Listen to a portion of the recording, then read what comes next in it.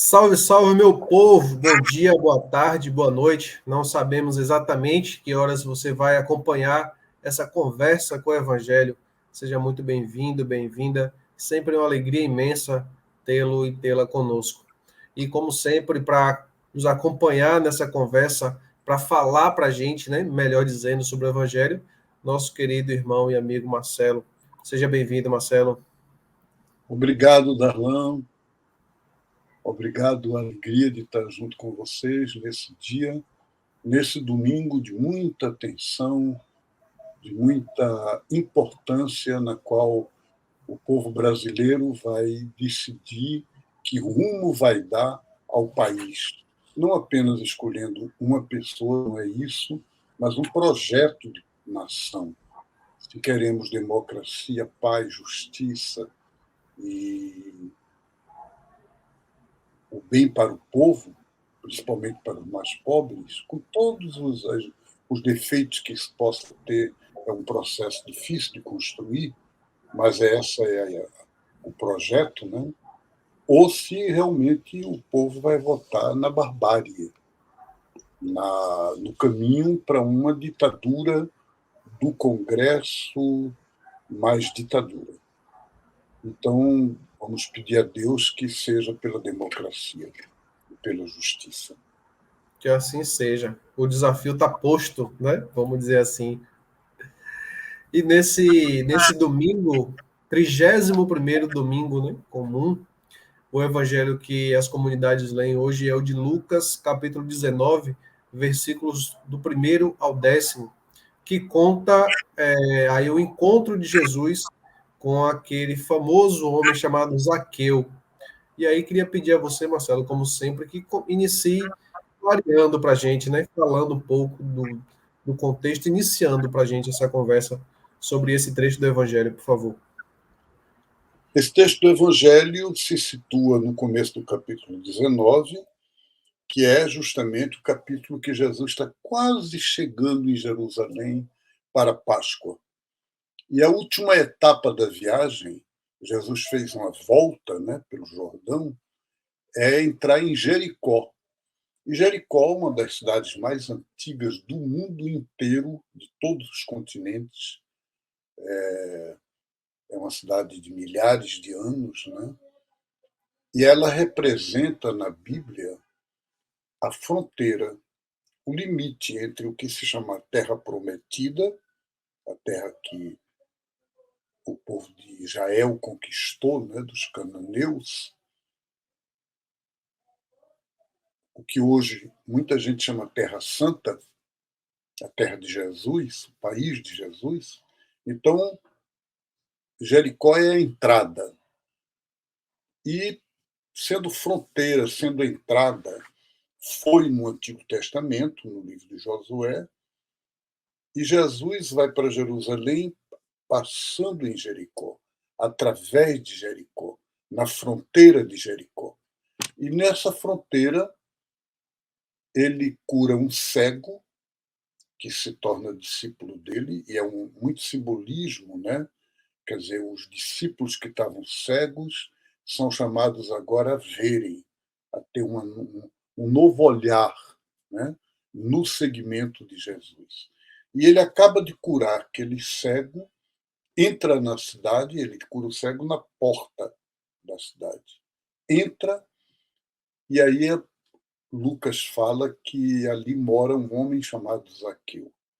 E esse homem, o Evangelho descreve com 3 características.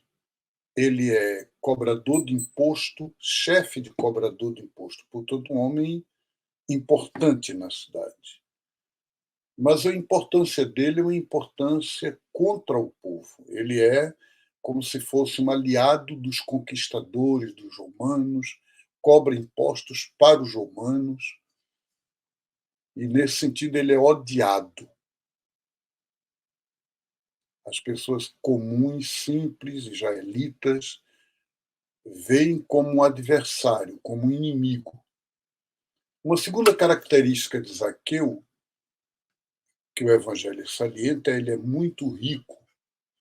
E no capítulo anterior, no capítulo 18, Jesus tinha dito: é mais fácil um camelo passar pelo fundo de uma agulha do que um rico entrar no reino de Deus. Portanto, o Lucas acabou de dizer isso e diz que Zaqueu era muito rico, portanto, muito fora, né, do mundo de Jesus. Mas ele ainda tinha uma outra característica para o Evangelho, que para nós não significa muito, mas para o Evangelho, culturalmente, naquela cultura daquela época, era muito significativo. Diz que ele era baixinho, era de baixa estatura. E havia uma espécie de preconceito, né, do povo, que as pessoas de baixa estatura eram vistas de uma forma meio. Era como se a baixa estatura fosse símbolo de uma pessoa também pequena, de uma pessoa que não era grande, não era. É um preconceito que nós não devemos aceitar, mas estava lá na cultura deles. E o Evangelho de Lucas diz Zaqueu tinha essas três características. E aí conta como é que foi o encontro de Jesus com Zaqueu. Zaqueu queria ver Jesus, mas ele não podia. Ele não podia se aproximar porque ninguém deixava, quer dizer, o pessoal não era amigo dele, os discípulos de Jesus não iam abrir para ele entrar para ver Jesus. Não iam apresentá-lo a Jesus. Ele sabia disso. E, além disso, ele era baixinho. E Jesus entrou na cidade com muita gente, muita gente. Ele, no meio das pessoas, o Zaqueu não via. Então, o que é que o Zaqueu fez? Existe uma figueira em Israel, um tipo de figueira chamada sicômoro. É um tipo de figueira, uma figueira grande. E o Zaqueu subiu numa figueira, perto da estrada, onde ele sabia que Jesus ia entrar na cidade. E aí, eu não vou contar o evangelho inteiro agora, né, Darla? Mas o contexto é esse.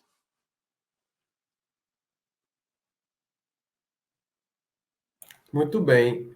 Eu percebo que você já trouxe aí várias características, né, de como que Lucas apresenta essa pessoa, né, como que Lucas apresenta a figura de Zaqueu. Você trouxe aí esse desenho da cidade de Jericó, que também é bastante conhecido na Bíblia. E aí eu queria que você falasse um pouquinho sobre o encontro de Jesus com Zaqueu.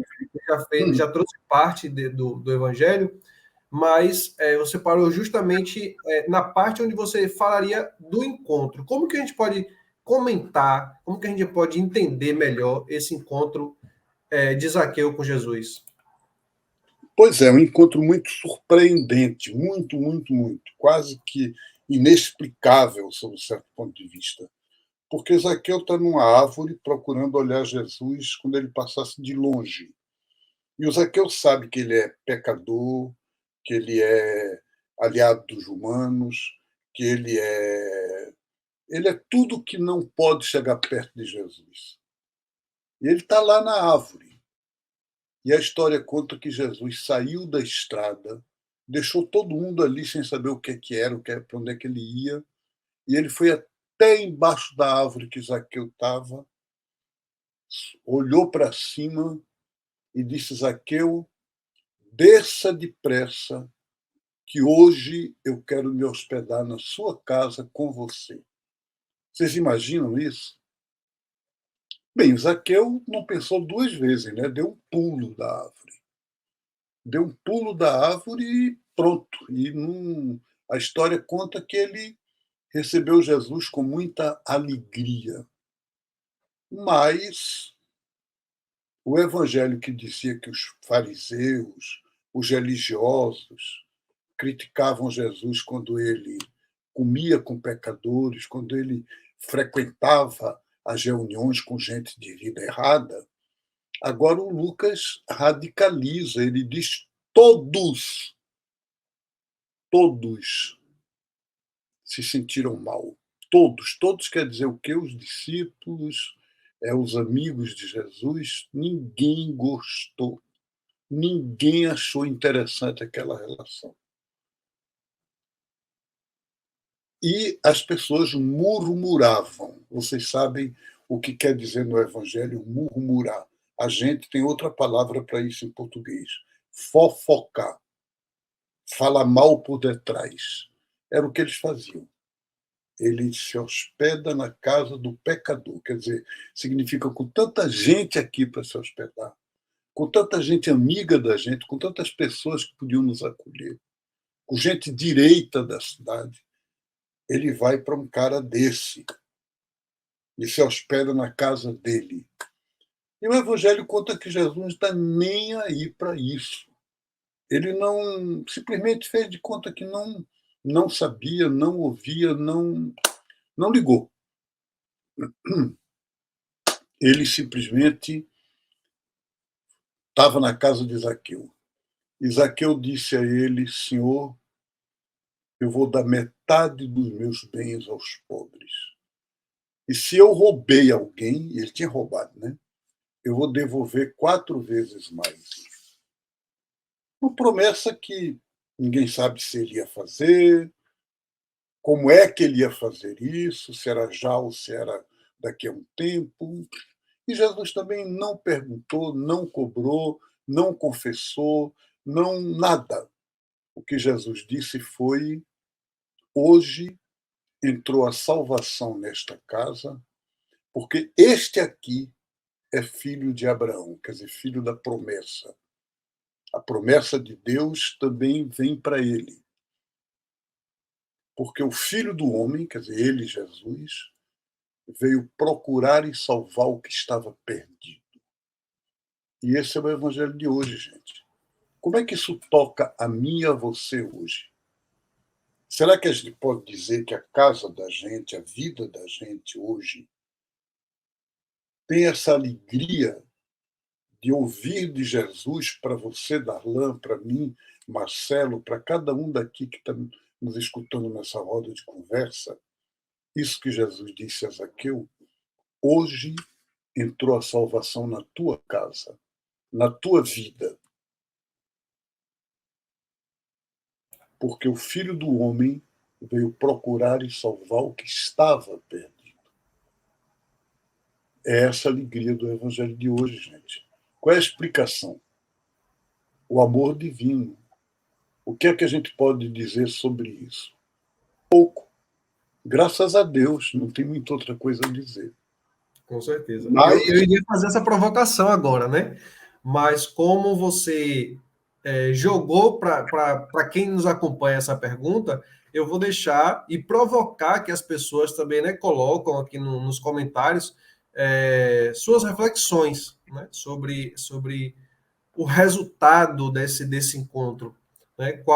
Eu ia fazer a provocação no intuito de qual o legado que fica, qual a lição que fica disso, porque se todo o evangelho Jesus traz. E a provocação seria baseada em se deixa um legado, né? Que legado seria esse? Mas eu aproveito e convoco a todos e todas para que nos acompanhem para fazer esse comentário aqui, respondendo essa provocação.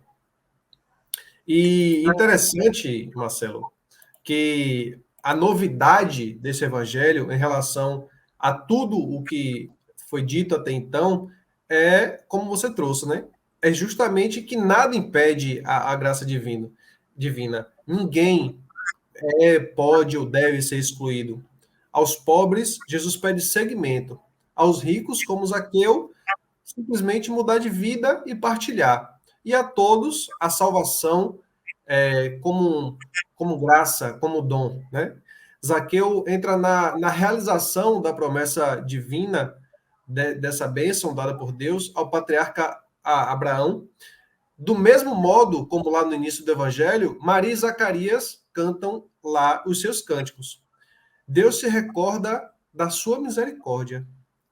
Essa vinda gratuita e inesperada de Jesus à casa de Zaqueu nos lembra, nos remete exatamente a isso. A novidade é que Jesus declara o que ele já tinha dito, né? O Filho do Homem veio procurar e salvar o que estava perdido.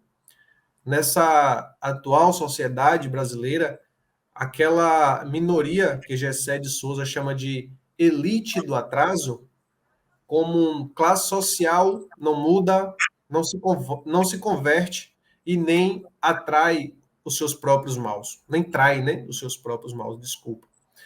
No entanto, em qualquer ambiente e situação, cada pessoa é um mistério e sempre pode ser tocada pela graça. E foi isso que ocorreu, né, com muitos santos e santas na nossa história. E é justamente isso que a gente busca e espera que aconteça no meio de nós.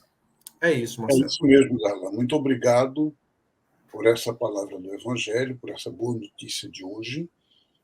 Isso que você falava na política, a gente está vendo hoje, que por mais que se diga as coisas que a gente sabe que é verdade, né? Que há um lado perverso, né, da política, há um partido, uma proposta que é contra a democracia, a vida, a justiça, a paz, e as pessoas votam. E tem muitos brasileiros que não estão nem aí. Alguns votam alienados, sem saber que é assim, e outros votam sabendo, conscientes de que estão votando no que não presta. Vamos tentar, nós, ficarmos firmes naquilo que a gente acredita, na promessa divina de salvação. Vamos tentar ajudar as pessoas que ainda tiverem hesitantes, indecisos, a ver aquilo que o Papa, há 4 dias atrás, escreveu e mandou para o Brasil como mensagem. Espero que o povo brasileiro vote no amor, na paz e na justiça. Isso para nós hoje tem uma tradução, é o 13 do Lula. Não tem outra tradução. Ele pode ter todos os defeitos que tiver.